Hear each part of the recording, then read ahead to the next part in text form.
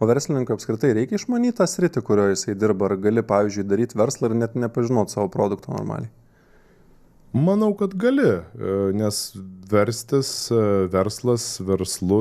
tai žmogus, kuris gali greitai įsisavinti ir greitai suprasti. Ir aš manau, kad daug žmonių yra tos ryties pradžioje nesupranta, o paskui iš meilės tam darbui, iš meilės tam verslumui, veiklai tai išmoksta. Tai manau, kad čia ir yra viena iš pagrindinių savybių, ką žmogus turi turėti, jeigu nori numatyti ir surasti rinkoje nišą, tai jisai turi būti labai žingeidus ir labai plačiai matyti.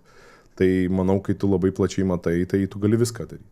Nu, tai aš irgi ten, žinai, nemokėjau pakrovėjo vairuoti, bet reikia sandėlį krauti, tai, žinai, ten darbuotojas sako, ne, aš ir teisių neturiu, negaliu. O kai tu esi pats atsakingas, kad turi susikrauti, nu, tai sėdi ir mokaisi. Darai super atsargiai, kad nepažeisti krovinio ar automobilio, bet super atsakingai tą darai. Lygiai taip pat kaip ir ten, žinai, neseniai važiavau tėčiui padėti susitvarkyti sodo, nes po audros labai daug medžių išvartė.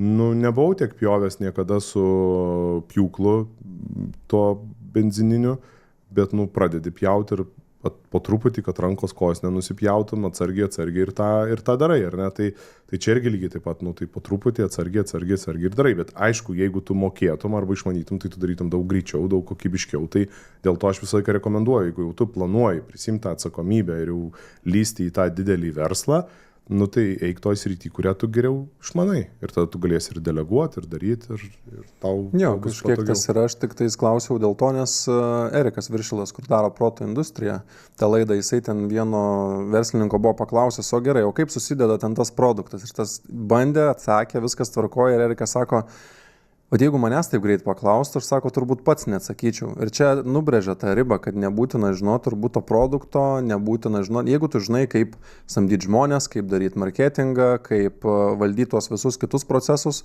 tai tu gali tiesiog gerus specialistus tam produktui surinkti, nu bent jau kažkiek žinot, kaip tai veikia, kad tavęs ten nepradėtų apgaudinėti darbo valandom ar dar kažkom, bet turbūt, kad galima daryti tai. Tai aš ir manau, kad pirmiausia tai yra svarbus du dalykai. Tai pirmas dalykas tai yra samda, antras dalykas yra vadyba. O produktas, aš manau, kad trečioje vietoje, ar produktas, ar ten kliento pažinimas, ar supratimas, nes mes ne apie produktą eina kalba, o apie pardavimą. Ir tikriausiai produktą turi išmanyti, kad galėtum surasti klientą ir parduoti. Ir dažniausiai visuose versluose yra pati didžiausia problema, kad trūksta to pardavimo kompetencijų. Visi kūrė tuos verslus, aš tikrai žinau, net gamyklą Lietuvoje pastatyta, investuota 9 berods milijonai ir jie neturi pardavimų.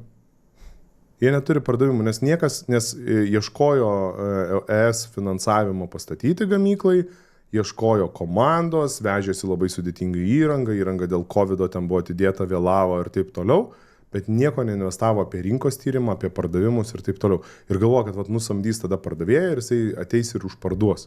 Ir tada nenusamdai to pardavėjo, nes tu nesupranti produkto, pardavėjai negali išaiškinti, pardavėjas nesupranta produkto. Nu tai tada pirk tik tai konkurentą, žinai, ir savo tą gamyklą jung prie konkurento ir prie konkurento resursų. Aš kitaip neįsivaizduoju. O yra, jeigu galima apskritai taip skirstyti, nežinau, na aišku, ar svarbiausia dalis, pavyzdžiui, versle pardavimai yra gauti klientą pagrindinę ir esminę? Samda. Žmogaus nusamdymas pats pagrindinis dalykas, aš manau. Samda ir žmogaus vadyba. O paskui jau yra pardavimai, nes yra amatininkas gerai pardavinėja ir turi pardavinėti, jeigu jisai nori išgyventi, ar ne, ten turi laiku ir vietoje su tos kavos vežimu atsistoti, ar ten, o tavo, ką tu tarai, nekilnojamą turtą, ar ne, tai tu turi, žinoti.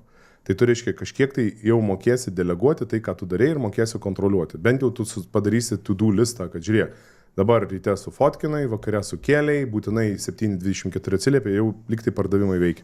Bet problema, man atrodo, yra samdoj. Mes nemokam teisingai atsirinkti žmonių. Ir dažniausiai klaida yra pagrindinė atsirinkti žmonės, tai dėl to, kad yra neteisingai renkamasi. Renkamasi, kad tas fainas, tas kvepia, tas ten gali, o iš tikrųjų reikėtų rinktis pagal savybės ir pagal kompetencijas. O čia yra sunkiausia nustatyti ir būna apgavyščių, būna visokių kitokių dalykų. Ypač jei moteris samdai, tai ten, žinai, ten gali ateiti vieno ciklo metu į pokalbį, kito ciklo į darbą ir ten skirsis kaip diena ir naktis. Tiesiog. Pas bet ką gyvenime tie etapai gali dar skirtis, ta prasme. Taip, ir jis dar grįžt namo, tai dar žmona kaip nors pasakys, kad dar kitaip reikia ir jis tada ten iš principo darys kitaip. Ačiū, kad peržiūrėjote šitą vaizdo įrašą iki pat pabaigos. Mums padės jūsų palaikymas, o tą galite padaryti paspaudę mygtuką patinka ir prenumeruoti. Jeigu norite išklausyti visą pokalbį, jo nuorodą rasite šio video aprašyme.